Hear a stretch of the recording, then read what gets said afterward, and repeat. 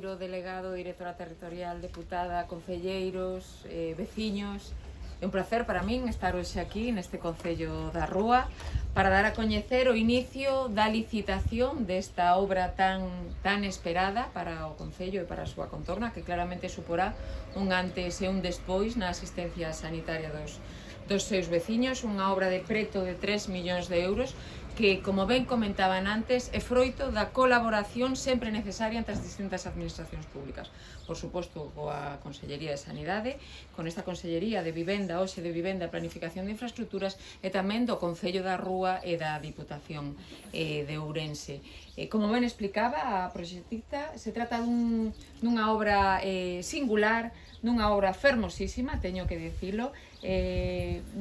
que coordina perfectamente con esta contorna tanto rural como urbana, está preta do centro urbano, pero tamén temos unhas maravillosas vistas do noso rural, que non só mellorará a calidade asistencial dos veciños, senón tamén a funcionalidade dos traballadores dos servicios sanitarios, cunha distribución acorde de ventilación, como ben explicaba, para estas altas temperaturas que seguro que acadades aquí no Concello da Rúa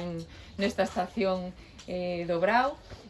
Tamén, por suposto, con esas melloras de eficiencia enerxética precisas en todas as actuacións que estamos a realizar. Por suposto, é un orgullo que se conte con esta Consellería para a realización destas grandes obras públicas, destes grandes investimentos en materia de sanidade. Como ben dicía, iniciase hoxe a licitación, 3 de xullo, remata o 29 de xullo,